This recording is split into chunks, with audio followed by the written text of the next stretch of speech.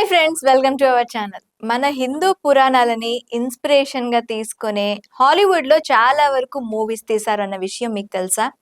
ఇంతకీ ఏ పురాణాలు హాలీవుడ్ డైరెక్టర్లు ఇన్స్పిరేషన్గా తీసుకున్నారు, అలాగే వాటి ద్వారా ఎలాంటి సినిమాలు తీశారు, అందులోని ఏ పాత్రలు ఏ దేవుళ్ళ నుండి అలాగే ఏ కథల నుండి తీసుకోవడం జరిగింది అని అనుకుంటున్నారా?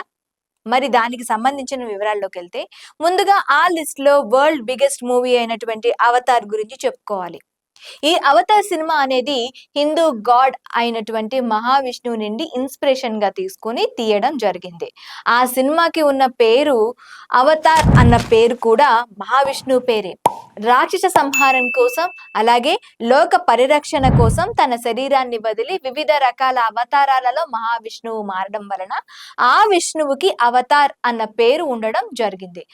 ఈ అవతార్ సినిమాలో కూడా వాళ్ళు మహావిష్ణువు వల్లే వారి శరీరాన్ని వదిలి మరో శరీరంలోకి వెళ్ళి ఒక అవతార్ని ఎంచుకుంటారు. ఇక ఫైనల్ గా అవతార్ కి బ్లూ కలర్ అనేది కూడా విష్ణు నుండి ఇన్స్పైర్ అయి తీసుకోవడం జరిగింది. ఎందుకంటే బిహైండ్ హ్యూమన్ ఆరాలో ఉండే వారు అందరూ కూడా బ్లూ కలర్ లోనే ఉంటారు అన్నట్లు మన పురాణాలు చెప్తున్నాయి.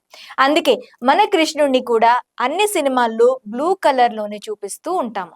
ఇక్కడ చెప్పుకోదగ్గ మరో విషయం ఏంటంటే, అవతార్ సినిమాని నేను హిందూ పురాణాల నుండి ఇన్స్పైర్ అయ్యే తీశాను అని అవతార్ దర్శకుడు అయినటువంటి జేమ్స్ కామెరన్ కూడా స్వయంగా తెలియచేయడం జరిగింది. ఇక అవతార్ మాత్రమే కాదు, ఇంకొక ఉదాహరణగా మ్యాట్రిక్స్ సినిమా కూడా ఈ లిస్ట్ లో ఉంది. ఈ సినిమా మన మాయా సిద్ధాంతంతో చాలా క్లోజ్ గా ఉంటుంది. మన వేదాంతంలో ఈ ప్రపంచం ఒక బ్రహ్మ అని, నిజమైన సత్యం వేరు ఉంటుందని చెప్తూ ఉంటారు కదా.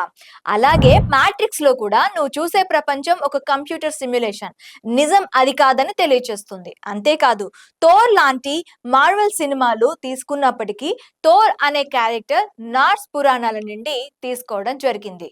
దానిలోని దేవతలు, యుద్ధాలు, శక్తివంతమైన ఆయుధాలు మన దేవతల కథలతో కొంత పోలికలు కలిగి ఉంటాయి. ఇక అవెంజర్స్ లో థానోస్ విషయానికి వస్తే, రావణుడు తన కోరికల కోసం సీతను కిడ్నాప్ చేసినట్లు థానోస్ కూడా తన లక్ష్యం కోసం ఇన్ఫినిటీ స్టోన్స్ ని కాజేస్తాడు. రావణుడిలా థాన్స్ కూడా పూర్తిగా చెడ్డవాడు కాదు. అతని కోణంలో అతడు సరైనదే చేస్తున్నాడని బిలీవ్ చేస్తూ ఉంటాడు. ఆ తర్వాత ఆంజనేయుడు పాత్ర ఇన్స్పిరేషన్ గా తీసుకొని గాల్లో ఎగరగలిగే సూపర్ మ్యాన్, అలాగే చిన్నగా లేదా పెద్దగా మారగలిగే ఆంట్ మ్యాన్ క్యారెక్టర్ డిజైన్ చేశారు. ఇక మహాభారతం విషయానికి వస్తే, మహాభారతం అనేది ఒక కుటుంబ కథ కూడా. పాండవులు కౌరవులు మధ్య సంఘర్షణ కుటుంబ గొడవల నుండి యుద్ధం వరకు వెళ్తుంది. అలాగే అవెంజర్స్ లోని సివిల్ వార్ లో కెప్టెన్ అమెరికా మరియు ఐరన్ మ్యాన్ మధ్య గొడవ ఒక రకంగా పాండవులు కౌరవుల మధ్య సంఘర్షణలా ఉంటుంది. ఇద్దరు తమ సిద్ధాంతాల కోసం పోరాడతారు, కానీ వారు ఒకే టీమ్ లో ఉండాల్సిన వారు.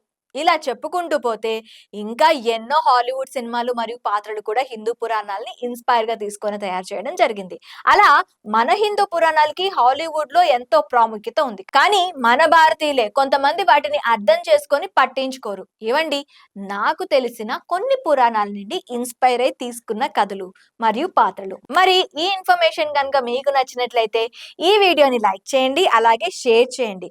ఇలాంటి మరిన్ని ఇన్ఫర్మేషన్ వీడియోస్ మీకు కావాలి అనుకుంటే మా ఛానల్ని సబ్స్క్రైబ్ చేయండి.